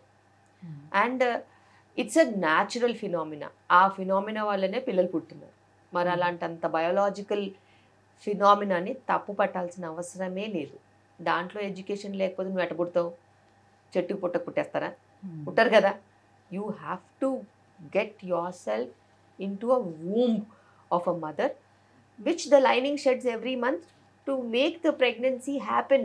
And pregnancy లేకపోతే మళ్ళీ పీరియడ్ వచ్చేస్తుంది. సో ఇంత బయోలాజికలీ రెలవెంట్ ప్యూర్ సైంటిఫిక్ ఫినామినాన్ని ఎవ్వరు తప్పుపట్టడానికి లేదు. సో పీరియడ్స్ అందరికి, ఆడపిల్లలందరికీ పీరియడ్స్ గురించి తెలుసు అని అనుకుంటారు. బట్ పీరియడ్స్ ఏ రకంగా వస్తాయి? సో ఇప్పుడు ఎవ్రీ మంత్ ఎగ్ రిలీజ్ అయితేనే పీరియడ్స్ వస్తాయా? సో ఎలా వస్తుంది ఏంటి అసలు, దాని గురించి చాలా మందికి తెలిసే అవకాశం ఉండదు. సో మెన్స్ట్రువల్ సైకిల్ అనేది ఒక యావరేజ్గా 21 days to 35 days వరకు ఒక యావరేజ్ మెన్స్ట్రువల్ సైకిల్ ఉంటుంది. ఈ యావరేజ్ మెన్స్ట్రువల్ సైకిల్ని 2 bits కింద మనం డివైడ్ చేయవచ్చు. First half oestrogen cycle, second half oestrogen progesterone combination ఉంటుంది. ఫస్ట్ హాఫ్లో ఎగ్ ఫామ్ అవుతుంది. ఒక చిన్న ఎగ్ ఓవరీలో నుంచి ఫామ్ అవుతూ ఒక 20 mm 22 mm సైజ్కి ఎగ్ వస్తుంది ఓవరీలో. ఏదో ఒక ఓవరీలో నుంచి ఒక ఎగ్ తయారవుతుంది. వెరీ రేర్లీ 2 eggs తయారవుతాయి, లేకపోతే 1 egg ఎవ్రీ మంత్ ఆల్టర్నేట్గా వస్తూ ఉంటుంది, ఒక ఓవరీలోంచి ఇంకొక ఓవరీలోంచి. ఆ ఎగ్ వచ్చినప్పుడు ఆ ఎగ్ ఈస్ట్రోజన్ని ప్రొడ్యూస్ చేస్తున్నప్పుడు ఆ ఈస్ట్రోజన్ అనేది ఆ యూట్రస్లో ఉన్న లైనింగ్ ఏదైతే ఉంటుందో ఆ లైనింగ్ని డెవలప్ చేస్తుంది. ఆ లైనింగ్ని అది డెవలప్ చేసినప్పుడు ఎగ్ రిలీజ్ అయిన తర్వాత అప్రాక్సిమేట్లీ మిడ్ సైకిల్ హాఫ్ టైంలో అది రిలీజ్ అవుతుంది. రిలీజ్ అయినప్పుడు ఒక 30 day సైకిల్ అంటే 15-16 day రిలీజ్ అవుతుంది. రిలీజ్ అయినప్పుడు ప్రొజెస్ట్రాన్ స్టార్ట్ అవుతుంది. ఆ ప్రొజెస్ట్రాన్ ఈ లైనింగ్ని ఇంకా నరిష్ చేస్తుంది. నరిష్ చేసి ప్రెగ్నెన్సీ వస్తే దానికి నరిష్మెంట్ ఇస్తుంది. ఫుడ్ ఫర్ ప్రెగ్నెన్సీ అనమాట. ఒకవేళ ప్రెగ్నెన్సీ రాకపోతే ఎగ్జాక్ట్గా 14-15 daysకి ఈస్ట్రోజన్ ప్రొజెస్ట్రాన్ రెండూ పడిపోయి పీరియడ్ వస్తుంది. అండ్ ఇవన్నీ కూడా మాస్టర్ హార్మోన్స్తో నడుస్తాయి. బ్రెయిన్ పిట్యూటరీ గ్లాండ్లో రిలీజ్ అయ్యే follicle stimulating hormone, luteinizing hormone, thyroid hormones, prolactin hormones ఆధ్వర్యంలో ఈ అంతా వ్యవస్థ నడుస్తూ ఉంటుంది. ఇది ఒక నార్మల్ మెన్స్ట్రువల్ సైకిల్ జరిగే పద్ధతి. ఇది కొంతమందికి కొద్ది రోజులు ఎక్కువ ఉంటుంది, కొద్ది రోజులు తక్కువ ఉంటుంది, కొంచెం లైనింగ్ ఎక్కువ ఉంటుంది, కొంచెం లైనింగ్ తక్కువ ఉంటుంది, అప్పుడప్పుడు ఎగ్ వస్తుంది, అప్పుడప్పుడు రాదు. ఇవన్నీ కూడా డిఫరెన్సెస్ ఉంటాయి, కానీ బేసిక్ మెకానిజం అయితే ఇదే. సో ఇప్పుడు పీరియడ్స్ టైంలోనే చాలా మందికి ఎక్కువ పెయిన్ వస్తుంది, కొంతమందికి అంత పెద్ద పెయిన్ కూడా ఏం అనిపించదు, అసలు తెలియదు కూడా, అలా ఉంటుంది. సో పెద్దవాళ్ళు చెప్తుంటారు పెయిన్ వచ్చినా కూడా మంచిదే, నీకు కన్సీవ్ తొందరగా అవుతావు, నీకు డెలివరీ బాగుంటుందని కొంతమంది చెప్తూ ఉంటారు. అసలు ఇందులో వాస్తవం ఎంత? నిజంగా పెయిన్ వస్తే అట్లా ఉంటుందా? బేసిక్గా పెయిన్ అనేది నేను చెప్పాను ముందే, అదొక పర్సెప్షన్. కొంతమందికి ఎక్కువ వస్తుంది, కొంతమందికి బాగా పెయిన్ ఉన్నా కూడా చిటుక్కు అన్నట్టు కూడా ఉండదు. సో పెయిన్ అనేది subjective to your body. And కొంతమందికి డిస్మెనోరియా అంటాం, అంటే పీరియడ్ పెయిన్. ఆ డిస్మెనోరియా 2-3 రకాలుగా ఉంటుంది. స్పాస్మోడిక్ డిస్మెనోరియా, కంజెస్టివ్ డిస్మెనోరియా అని ఇట్లా 2-3 రకాలుగా ఉంటుంది. ఆ పీరియడ్ పెయిన్కి మనము న్యాచురల్ మెథడ్స్ కొన్ని ట్రై చేయాలి. న్యాచురల్ మెథడ్స్లో టైంకి తినడం, టైంకి పడుకోవడం, ఎక్కువగా ఫ్యాటీ ఆయిలీ ఫుడ్స్ ఎక్కువ తీసుకోకపోవడము, క్యాలరీస్ కొంచెం కరెక్ట్గా ఉండడం, వ్యాయామం కరెక్ట్గా ఉండడము, నైట్ తొందరగా పడుకోవడం, ఇవన్నీ నీ పీరియడ్ సైకిల్ని ఇన్ఫ్లుయెన్స్ చేస్తాయి. వీటన్నిటితో పాటు నీ మంచి ఎగ్ ఫార్మేషన్, ఎగ్ రిలీజ్ ఉంటే నీకు అంతగా ఇబ్బంది ఉండదు. ఎగ్ ఫార్మేషన్, ఎగ్ రిలీజ్లో ప్రాబ్లం ఉందనుకో నీకు కొంచెం పెయిన్ ఎక్కువగా ఉండే ఛాన్సెస్ ఉంటాయి. యానోవిలేటరీ సైకిల్స్లో అప్పుడప్పుడు బ్లీడింగ్ ఎక్కువ ఉండే ఛాన్స్ ఉంటుంది. సో ఇలాగా డిఫరెంట్ ప్రాబ్లమ్స్ డిఫరెంట్ ఉంటాయి. ఫైబ్రాయిడ్స్ ఉంటే పెయిన్ ఎక్కువ ఉండే ఛాన్స్ ఉంటుంది, ఎండోమెట్రియోసిస్లో ఎక్కువ ఉండే ఛాన్స్ ఉంటుంది. ఇవన్నీ కూడా మనం రూల్ అవుట్ చేసుకోవాలి. అండ్ కొంతమందికి జస్ట్ ఈ స్పాస్మోడిక్ కంజెస్టివ్ డిస్మెనోరియాస్ ఉన్న వాళ్ళకి కొంచెం హాట్ ప్యాక్ పెట్టుకుంటే కూడా అబ్డమిన్ పెల్విస్ దగ్గర కొంచెం రిలీఫ్ ఉంటుంది. కొంతమందికి పెయిన్ కిల్లర్ తీసుకుంటే కానీ తగ్గదు. అలా ఇప్పుడు ఫైబ్రాయిడ్స్ ఉన్నా, ఎండోమెట్రియోసిస్ లాంటి ప్రాబ్లమ్స్ ఉన్నా, ఎడినోమయోసిస్ లాంటి ప్రాబ్లమ్స్ ఉన్నా వాళ్ళకి దానికి స్పెసిఫిక్ మేనేజ్మెంట్ ఇస్తే తప్పితే తగ్గదు. సో ఇలా ప్రాబ్లమ్ని బట్టి కూడా మనము సొల్యూషన్స్ అనేది చూసుకుంటూ ఉండాలి. సో అలా రెగ్యులర్గా ఆ పెయిన్ వస్తుందని పెయిన్ కిల్లర్స్ యూజ్ చేయడం వల్ల ఏమైనా ఇబ్బంది ఉంటుందా ఫర్దర్గా? అలా ఇబ్బంది పడాల్సిన అవసరం ఉండదు. ఎందుకంటే pain killer acts only at that day, ఆ టైంలో. మళ్ళీ నెక్స్ట్ పీరియడ్కి మళ్ళీ వాడుకోవచ్చు. బట్ ఎందుకు వస్తుంది పెయిన్, దాన్ని ట్రీట్మెంట్ చేసుకుంటే ఎప్పుడైనా బెటర్గా ఉంటుంది. రైట్. పీరియడ్స్ రాకుండా కూడా కొన్ని రకాల టాబ్లెట్స్, అంటే దాన్ని ఎక్స్టెండ్ చేసుకోవడానికి కూడా కొన్ని రకాల టాబ్లెట్స్ యూజ్ చేస్తూ ఉంటారు. సో దానివల్ల ఏమైనా ఇష్యూస్ వస్తాయంటారా? ఖచ్చితంగా పీరియడ్ సైకిల్ని డిస్టర్బ్ చేస్తే ఫ్యూచర్లో ఇర్రెగ్యులర్ పీరియడ్స్ వచ్చే ఛాన్స్ ఉంటుంది, వెయిట్ గెయిన్ ఛాన్సెస్ ఉంటాయి, బ్లోటింగ్ ఛాన్సెస్ ఉంటుంది. అండ్ ఇర్రెగ్యులారిటీస్ వల్ల చాలా ఇబ్బందులు పాలైన వాళ్ళు కూడా ఉంటారు. ప్రొవైడెడ్ మీరు ఎప్పుడు పీరియడ్ పోస్ట్పోన్మెంట్కి ట్యాబ్లెట్స్ తీసుకోవద్దు unless and until it's some kind of dire emergency. కానీ ఇప్పుడు చాలా టూ క్యాజువల్ అయిపోయాయి ఎమర్జెన్సీస్ కూడా. డిస్టర్బ్ చేసినట్టు అయితే సైకిల్స్ డిస్టర్బ్ అయ్యే ఛాన్సెస్ ఉంటాయి, వాటితో వచ్చే సైడ్ ఎఫెక్ట్స్ కూడా చాలా ఉంటాయి. మ్యామ్, గతంలో పీరియడ్స్ వచ్చేటప్పుడు క్లాత్స్ అనేది యూజ్ చేసేవారు, రైట్? అప్పుడు ప్యాడ్స్ అనేది అవైలబుల్ లేకపోతుంటే క్లాత్స్ యూజ్ చేసేవారు. సో క్లాత్స్ యూజ్ చేయడం అంటే యూజ్ చేసింది మళ్ళీ ఉతికి ఆరేసి మళ్ళీ చేయటం అలాంటివి చేస్తుండేవాడి వల్ల వాళ్ళకి ఇన్ఫెక్షన్స్ రావడం అనేది జరుగుతుందని ఏవో ప్యాడ్స్ అనేది కొన్ని రకాల మార్కెట్లోకి వచ్చే తర్వాత ప్యాడ్స్ యూజ్ చేస్తున్నారు. ఇప్పుడు ప్యాడ్స్ యూజ్ చేయడం వల్ల కూడా ఇన్ఫర్టిలిటీకి దారి తీస్తుంది అని చెప్తున్నారు. ఇందులో వాస్తవం ఎంత? ఖచ్చితంగా బ్యాక్ టు రూట్స్ అని చెప్తారు. బ్యాక్ టు రూట్స్ అంటే ఏంటి? ఇంతకుముందు క్లాత్ వాడేవాళ్ళు ఇప్పుడు మళ్ళీ పీరియడ్ ప్యాంటీస్ వచ్చాయి. బికాస్ పీరియడ్ ప్యాంటీస్ అనేవి safe, washable, eco friendly and good for environment, healthy for the one who is using it also, and that's one of the safest methods అని decide చేశారు. The only thing is కొంచెం ఫ్రీక్వెన్సీగా మార్చుకోవాలి అంతే, and wash చేసుకుని మళ్ళీ reuse చేసుకోవచ్చు. అవి anti bacterial కోటింగ్తో కూడా వస్తాయి. ఇవి మళ్ళీ బ్యాక్ టు రూట్స్ కాన్సెప్ట్లో వచ్చాం. ఎందుకు వచ్చింది ఆ కాన్సెప్ట్? ఎందుకంటే చాలా రకాలుగా ప్లాస్టిక్స్, మైక్రో ప్లాస్టిక్స్ అనేవి ఈ ప్యాడ్స్ ద్వారా బాడీలో నుంచి లీచ్ అయ్యి వెజైనా ద్వారా వెళ్ళి ఓవేరియన్ క్యాన్సర్ కూడా కాజ్ చేస్తున్నాయి, ఇన్ఫర్టిలిటీ కూడా కాజ్ చేస్తున్నాయి, అలా రకరకాల ప్రాబ్లమ్స్ కూడా కాజ్ చేస్తున్నాయని నిర్ధారణ చేశారు. ఎంతవరకు వెళ్ళిందంటే ఈవెన్ ఫీటస్లో, ఫీటల్ ప్లాసెంటా ఉంటుంది కదా, ప్లాసెంటాలో కూడా మైక్రో ప్లాస్టిక్స్ బయటపడ్డాయి. అంటే మైక్రో ప్లాస్టిక్స్ ఎలా, ఎక్కడి నుంచి, ఏ రూపాన్ని నుంచి వెళ్తున్నాయో కూడా మనకు తెలియదు. అయితే ఈ శానిటరీ ప్యాడ్స్ ద్వారా కూడా మైక్రో ప్లాస్టిక్స్ లీచ్ అవుతున్నాయని సైంటిఫిక్ రీసెర్చ్ ద్వారా మనకి బయటపడింది. అదే కాకుండా ఈ మైక్రో ప్లాస్టిక్స్ ఏవైతే ఉంటాయో, ప్లాస్టిక్స్ ఏవైతే ఉంటాయో యూస్ చేసిన వాటిలలో అది ల్యాండ్ ఫిల్స్ కాజ్ చేస్తున్నాయి. ఎన్వైరన్మెంట్లో పెద్ద మొత్తాన కొన్ని వందల సంవత్సరాల వరకు కూడా బయోడిగ్రేడబుల్ కాదు. వాటి వలన మనకి పొల్యూషనే కాకుండా ల్యాండ్ ఫిల్స్ అవ్వడమే కాకుండా అవి నాన్ బయోడిగ్రేడబుల్ అని నిర్ధారణ చేశారు. సో అంత పెద్ద థ్రెట్ ఉంది ఇప్పుడు. అందుకే ఆల్టర్నేటివ్గా మనకి menstrual cups which are silicone and bio friendly వచ్చాయి, అండ్ బయోడిగ్రేడబుల్ శానిటరీ ప్యాడ్స్ వచ్చాయి. చాలా బ్రాండ్స్ ఉన్నాయి biodegradable sanitary pads. Bamboo stem నుంచి చేయడము, కొన్ని హస్క్ నుంచి చేయడము, అలా రకరకాలుగా బయోడిగ్రేడబుల్ ఒక 30 to 40 డేస్లో మొత్తం డిగ్రేడ్ అయిపోయేలాగా మనకి ప్రొడక్షన్ ఉంటుంది, డిస్ట్రిబ్యూషన్ కూడా ఉంది. విలేజ్ లెవెల్ నుంచి సిటీ లెవెల్ వరకు కూడా ఆ నెట్వర్క్ అనేది ఉంది.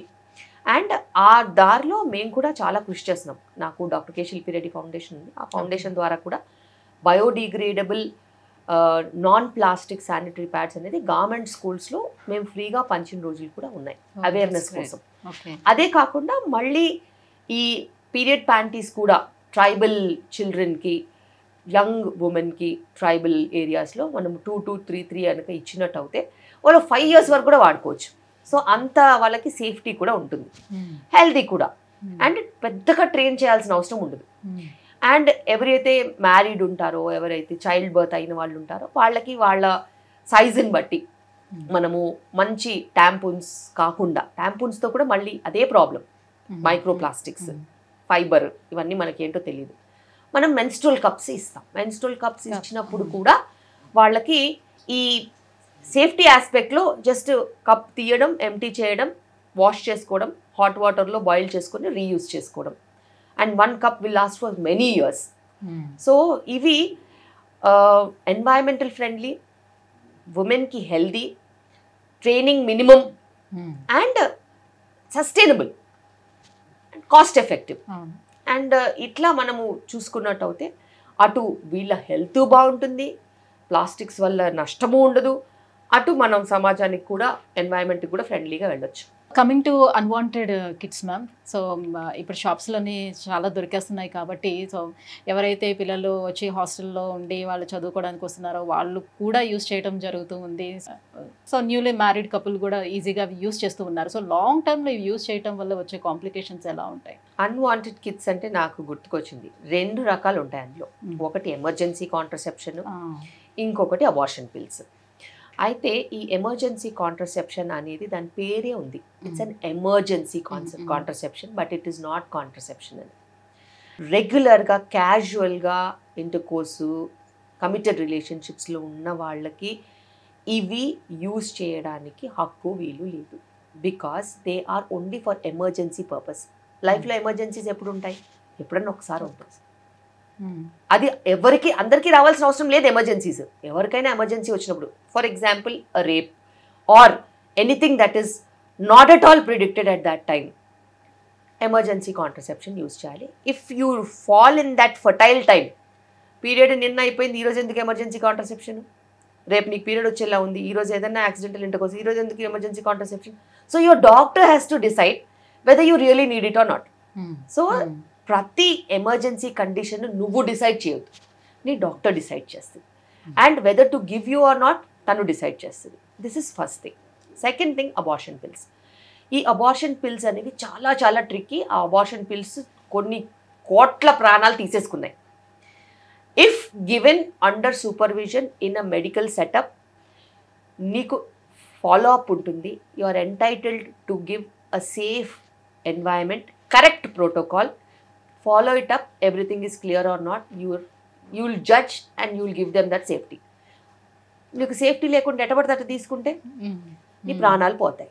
ఏ హాస్టల్లోనో మీరు అన్నట్టు ఏ ఇంట్లోనో పొద్దున్న లేసే వరకు బతికి ఉండరు. ఎందుకంటే మేము ఆ ట్యాబ్లెట్స్ ఇవ్వాలి అని అంటే ఖచ్చితంగా హిమోగ్లోబిన్ చెక్ చేస్తాము, ఓకే, థైరాయిడ్ చెక్ చేస్తాము, స్కాన్ చేస్తాము, ఎన్ని వీక్స్ ఉందో చూస్తాము, దాని ప్రకారం డోస్ ఇస్తాము. ఫస్ట్ డోస్లు, సెకండ్ డోస్లు, ఫాలో అప్ స్కాన్లు కూడా ఉంటాయి. వీళ్ళు మింగేస్తే ఎటపడితే అటు మింగితే అది యూట్రస్లోనే లేకపోతే ట్యూబ్లో ఉంటే అది పగిలిపోతే పెయిన్ వస్తే ఈ పెయిన్ కామనే కదా అని భరిస్తే మార్నింగ్కి శవమైతే వెళ్తారు. సో ఇలా ఎంతోమంది చనిపోయి కాంట్రవర్షియల్ కేసెస్ అయినవి కూడా మీరు చూశారు. అంటే ఫామ్ అయిన ఎంబ్రియో ట్యూబ్స్లో ఉండిపోతే అంతే, వాళ్ళకి తెలియదు కదా. సి భయానికి మింగేసే వాళ్ళు ప్రెగ్నెన్సీ టెస్ట్ పాజిటివ్ రాగానే మింగుతారు, కానీ నేను స్కాన్కి వెళ్ళాలా? స్కాన్ డాక్టర్ రాస్తే కానీ చేయరుగా. మరి నువ్వు డాక్టర్ దగ్గరికి వెళ్తే డాక్టర్ నీకు కరెక్ట్గా చూసుకుంటుంది. డాక్టర్ దగ్గరికి వెళ్ళని వాళ్ళ గురించి చెప్తున్నాను నేను. ప్రెగ్నెన్సీ పాజిటివ్ వచ్చింది కదా అని టాబ్లెట్స్ మింగేసి ఓవర్ బ్లీడింగ్ అయ్యి కొలాప్స్ అయిపోయి చావు బతుకుల్లో 5 grams 4 grams హీమోగ్లోబిన్తో మా దగ్గరికి వస్తారు. వచ్చినప్పుడు మేము చేసే కష్టము ఎవరు రికగ్నైజ్ చేయరు. ప్రాణం పోతే డాక్టర్ వల్ల ప్రాణం పోయింది అంటారు తప్పితే ఇలా మింగొచ్చింది అందుకే పోయిందని ఎవ్వరు చెప్పరు. అది వాళ్ళు మాకు కూడా చెప్పరు. She was very healthy yesterday, they went in to the hospital and she died అంటే ఆలోచించండి ఎంత భయంకరంగా ఉంటుందో. ఎంతమంది డాక్టర్స్ దాన్ని అట్లా బ్లేమ్ తీసుకుని మనకి కష్టాలు పాలయ్యారో. So every woman is very healthy 1 day before she takes a nonsense tablet. And if it is an ectopic, if it ruptures or if it is ఒక 12 weeksకి 6 weeksది మెడిసిన్ మింగిందనుకో, అది అటు ఇటు కాకుండా మధ్యలో ఇరుక్కుపోతే బ్లీడింగ్ అయితానే ఉంటుంది. Clots clots clots clots bleeding అవుతుంటుంది placenta ఉన్నంత వరకు. వాళ్ళు కొన్ని లీటర్స్ ఆఫ్ బ్లడ్ లాస్ అవుతుంది. సో ఇదంతా కూడా జనాలకి అవేర్నెస్ లేక కాదు, ఓవర్ స్మార్ట్ బిహేవియర్. మాకే తెలుసు, మాకు అన్నీ తెలుసు, మా పక్కింటి వాళ్ళు యూజ్ చేస్తారు, మా ఫ్రెండ్ యూజ్ చేసింది, she never a problem. Every situation is different. ఒక మనిషికి ఇంకో మనిషికి పోలికే లేదు. నీ హిమోగ్లోబిన్ వేరు, నీ యూట్రస్ వేరు, నీ ట్యూబ్స్ వేరు, నీ సైజ్ ఆఫ్ ప్రెగ్నెన్సీ వేరు, నువ్వు కనుక్కున్నది వేరే టైంలో, నీకు ప్రోటోకాల్ వేరు ఉంటుంది. దీన్నే కదా మెడిసిన్ అంటారు. అందుకే కదా 10 ఏళ్ళు 15 ఏళ్ళు చదవాలి. లేకపోతే క్రాష్ కోర్స్ లాగా 4 రోజుల్లో కంప్లీట్ చేసేయచ్చుగా. దీనికి ఈ మెడికేషన్, దానికి ఆ మెడికేషన్, దీనికి ఈ మెడికేషన్, డెలివరీ ఇట్లా ఉంటుంది, సెక్షన్ ఇట్లా ఉంటుంది అని అయిపోద్ది. అలా ఉంటుందా చెప్పండి? అలా ఉండదు కదా. సో సిచ్యువేషన్స్ బట్టి మనకి మేనేజ్మెంట్స్ అనేవి నేర్చుకోవడానికి కొన్ని ఒక డికేడ్ పడుతుంది. అదంతా క్యాజువల్గా అబార్షన్కి మెడికేషన్స్ ఇళ్లల్లో కూర్చుని మింగేస్తే ఎంత అనర్థం. It's purely non sense. And అది అసలు ఎవరికి ఎంకరేజ్ చేయొద్దు. And it is very very very dangerous. Right. Thank you ma'am, thank you so much. So చాలా టైం మాకు స్పెండ్ చేసి సో మచ్ గుడ్ ఇన్ఫర్మేషన్ కూడా వ్యూవర్స్ అందరికీ కూడా పాస్ చేశారు. Thank you so much. Thank you.